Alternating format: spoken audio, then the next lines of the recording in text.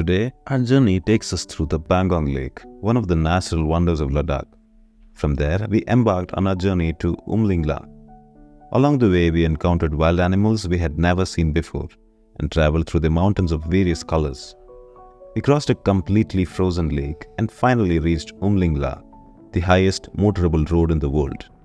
Let's begin this episode by exploring these new places.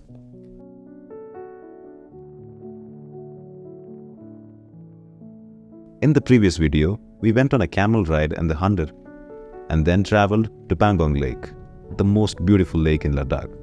3/4 of this lake is in China. As we showed in the previous video, the village of Shaikh is close to the Sindhu River, and from there, we planned to stay overnight at Changangla.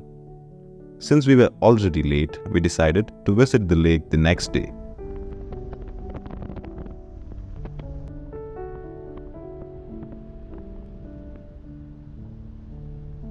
In this episode, we also spotted blue sheep, as seen in the previous episode.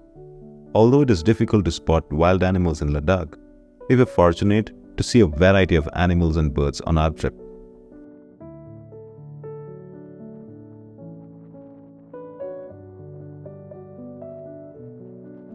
The male blue sheep have large horns, while the females have smaller ones.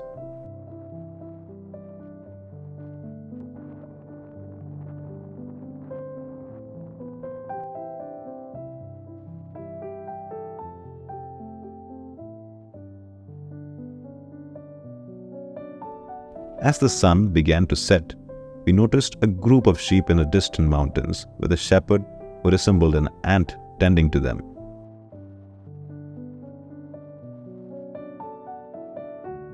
The scene was very beautiful as the sheep moved gracefully in the fading light.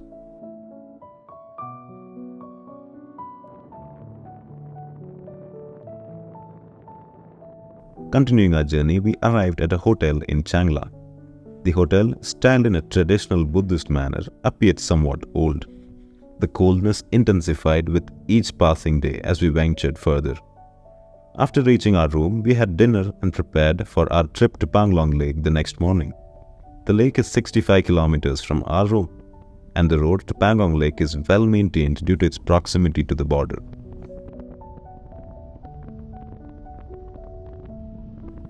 We left the room at 5:30 am to avoid being late. As the sun was just rising, we could see its rays touching the part of the land belonging to China. Pangong, so, with its so meaning lake in the Ladakhi language, lies nestled beside the mountains. We could drive a vehicle right up to the lake's edge. It's fascinating to think about how such a large lake formed amidst the Himalayan mountains. Pangong Lake stretches 134 kilometers in total, with 45 kilometers in India and the remaining part in China. Around 40 million years ago, India was an island in the sea. When it collided with the Asian plate, the immense force created the Himalayan mountains.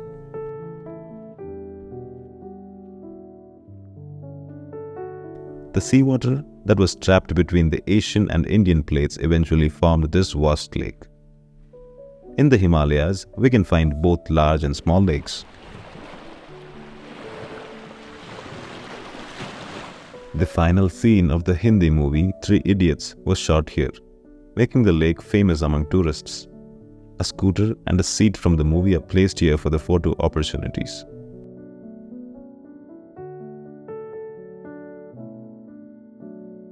The lake's actual color is dark blue, but in the morning, the sunlight's angle makes it hard to discern. If we visit in the evening, we can see a brilliant light color reflected on the lake's surface. Tents are available on the banks of Ladakh.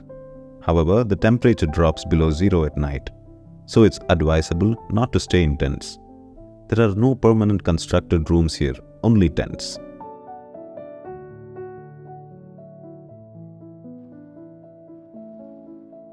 I'm here with my childhood friends Vijay, Shibinraj and Surjit. They're on a different vehicle but on the same route. It's a great experience being with them.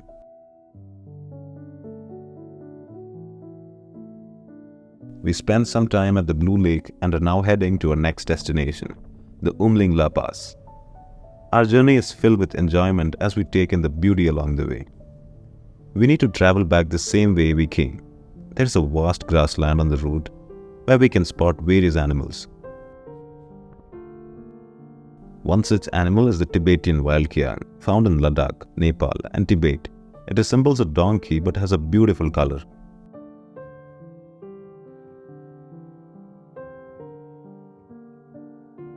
When the kiangs hear any sound, they head to the top of the mountain. Once they moved, we resumed our journey. Along the way, we saw another animal, the Himalayan marmot. These large marmots live in families and create big burrows. They hibernate for 6 months during the winter.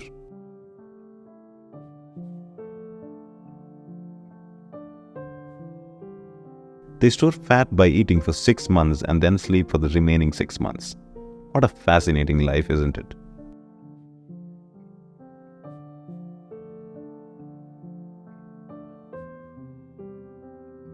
Eagles and foxes often try to catch them, but their burrows, which are about 5 to 6 meters deep, provide a safe haven. For self-defense, they stay close to their homes.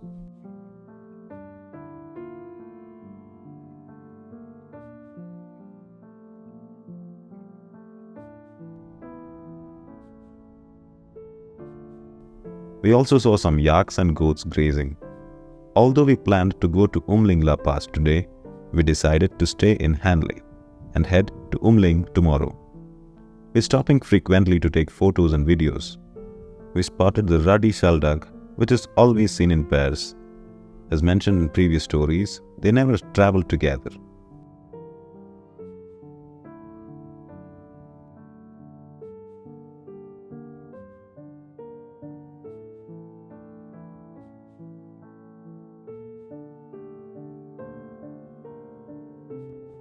We also saw the northern pintail, a migratory bird.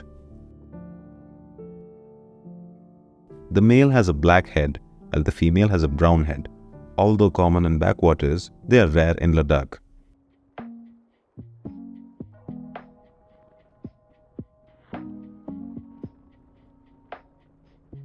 As we moved forward, we came across a lake that appeared frozen. We decided to take our vehicle onto it. There wasn't a proper path, but we followed the tire marks left by other vehicles.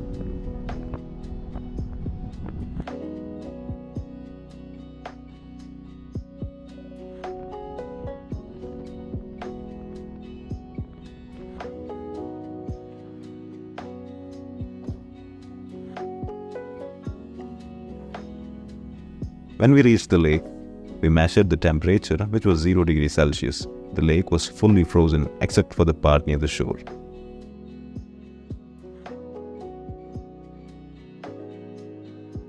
Lakes don't usually freeze in summer, but the night temperatures here drops below 0.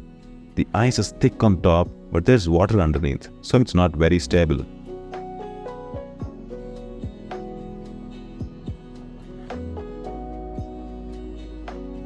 In winter, it's thick enough to drive a car on it.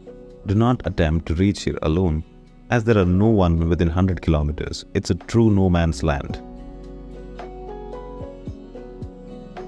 For the first time in my life, I saw a fully frozen lake. I spent some time over there, enjoyed the experience, and then returned to the road. While we were at the frozen lake, it started to snow. In Ladakh, there's no rainfall due to the high altitude. Any precipitation that falls from the clouds comes down as snow. There's also a chance of snow on mountain passes.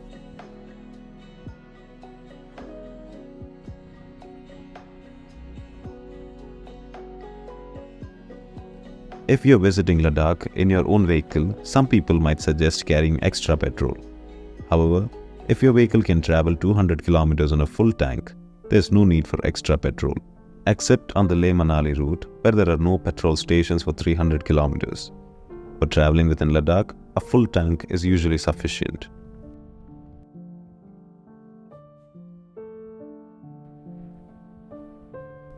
From Changangla top, you can see a part of the lake. The top is at an elevation of 17,851 feet, resulting in thick snow accumulation. Since this is not a regular vehicle route, no one clears the snow. We didn't encounter any vehicles either in our direction or opposite within this 100-kilometer stretch.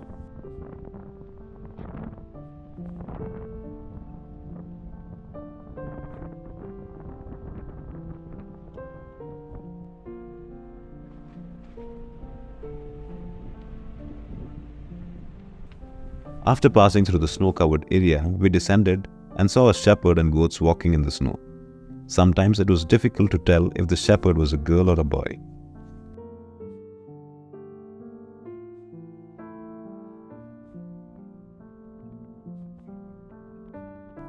We came down from the pass and stopped to see a shepherd's house. They lived in a house made of soil bricks with their family. Nearby, they had stacked stones to create a shelter for their goats. We met a house owner who invited us inside. As we entered, we saw their children taking the goats out to feed them. There were 4 to 5 families living over there. They also had houses and vehicles in town, so they weren't very poor.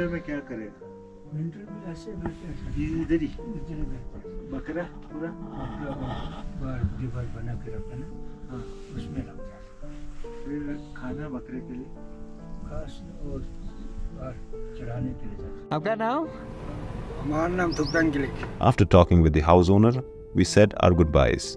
From there, we traveled on good roads for several kilometers. We saw different colors of mountains, and the Hanle area felt like a miracle of Ladakh. The evening sunlight made the place look incredibly beautiful. We even saw Tibetan wild kyang.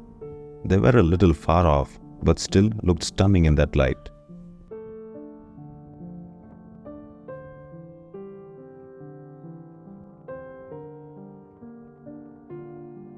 We're staying in Hanle for today.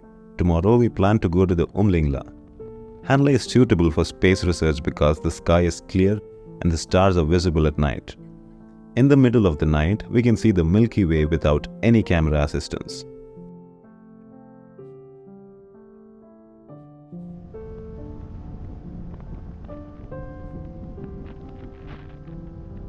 The mountain colors are a mix of brown and green, making them look like they were painted. Due to low light, we noticed only 4 to 5 colors and couldn't capture them. The color differences are due to the soil, not the grass.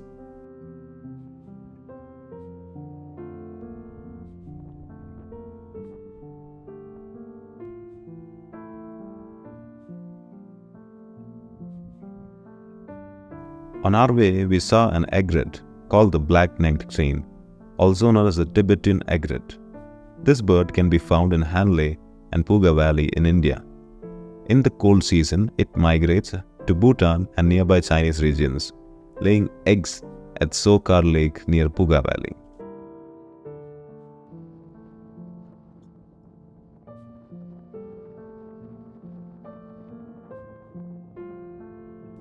We also observed the bar-headed goose behind a pair of ducks known for their lifelong monogamy, often mentioned in poetry for their devotion. In the summer, these geese cross the Himalayan mountains at high altitudes to reach India and can also be seen in Kerala's fields. Despite not seeing any grassland for many kilometers, we realized that the shepherds were moving their sheep in valleys near the lake where the grass is available. They camp there with their sheep.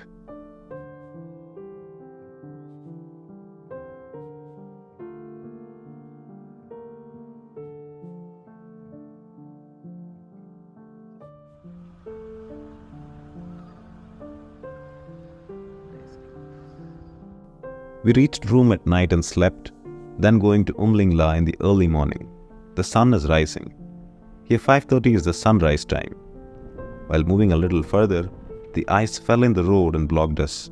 Then we had to fully travel by off-roading. We can take any vehicle through the open area mountain in Ladakh. So the trip was always in an adventurous mode.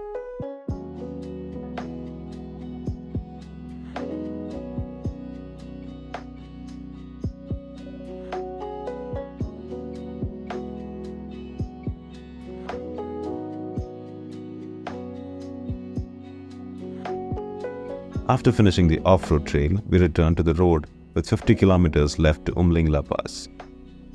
The road isn't on Google Maps, so we couldn't rely on it for directions.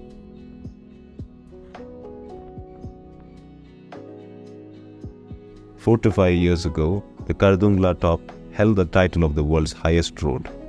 However, due to the Chinese military's construction of new border roads, Lingla now holds that title. To reach the last village, Demchok, the route runs near the Sindhu River, but the Chinese military controls that road. So we built the Lingla road to maintain a human presence in the border area. Tourism is encouraged by the military.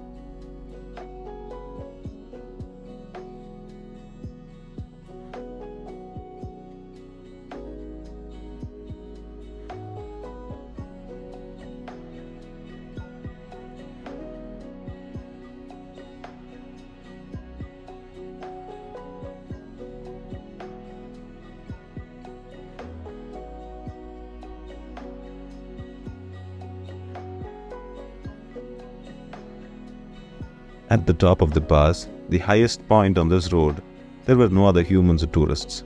Despite wearing jackets and gloves, we struggled with the cold.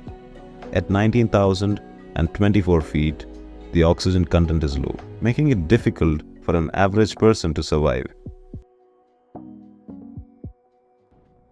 Interestingly, Android phones show Indian time while iPhones display Chinese time, even without a mobile network and in a flight mode. For example, the iPhone showed 11:26, while the Android showed 8:56. Left side iPhone കാണിക്കുന്നത് 11:26, right side Android കാണിക്കുന്നത് 8:56.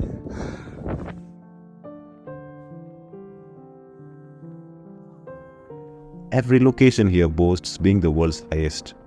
Our Jimny was parked in the world's highest parking area. The closed cafe and the toilet also held the same distinction. Even at this altitude, blue sheep thrive. In the Himalayas, animals and birds can survive in low oxygen. The temperature was -6 degrees Celsius when we checked.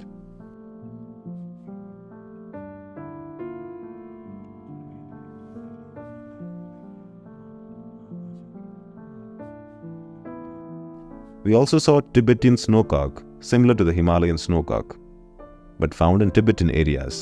It resembles the quail in our region and is only found in Ladakh in India.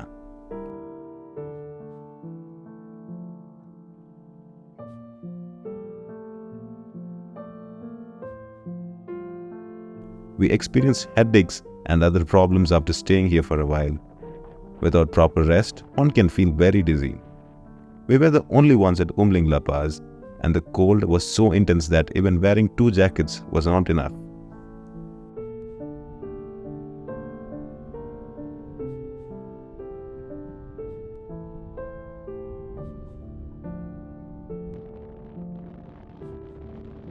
Our next destination was Demchok, close to China, where there's only a military camp and cafe. The military personnel were very friendly, welcoming us and encouraging us to visit again, although they didn't allow us to film them. Behind the camp lies China. We ordered momos, which were very delicious. After eating, we headed to a famous hot spring behind the military camp. Here, hot water flows from a small river, marking the China border. നല്ല ചൂടുവെള്ളം അത് കഴിഞ്ഞിട്ട് തൊട്ടപ്പുറത്ത് അവിടെ ഒരു വെള്ളം ഒഴുകി വരുന്നുണ്ട്. അത് ചൈനയിൽ നിന്ന് ടിബറ്റിൽ നിന്ന് മാനസ സരോവറിൽ നിന്ന് ഒഴുകി വരുന്ന സിന്ധുവാണ്, സിന്ധു നദി. അതിൻ്റെ തൊട്ടപ്പുറത്ത് കാണുന്നത് China മലകളാണ്. On one side of the river is India and on the other side is China. We saw a Chinese car approaching. In Ladakh, there is no better place to see China up close. Chinese cars are right-hand drive. Unlike in India, Pakistan and Nepal, where vehicles are left-hand drive, we could see the Chinese flag with something written in Chinese.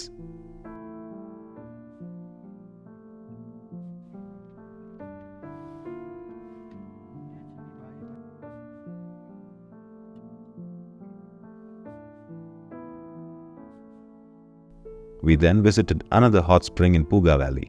Unlike the previous one, this spring has boiling water emerging from underground.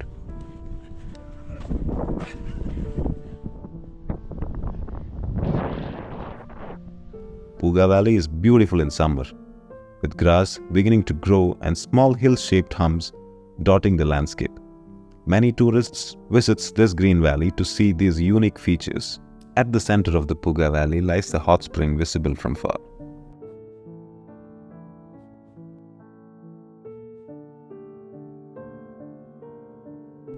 This is the Puga Valley hot spring.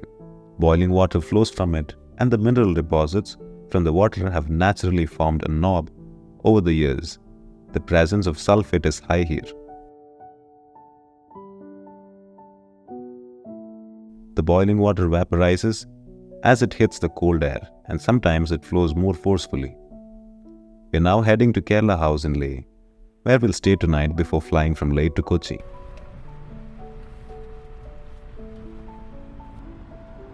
I hope you enjoyed this Ladakh series. If you plan a trip to Ladakh, I'll provide Kerala House's contact number in the description box. So see you soon in the next video.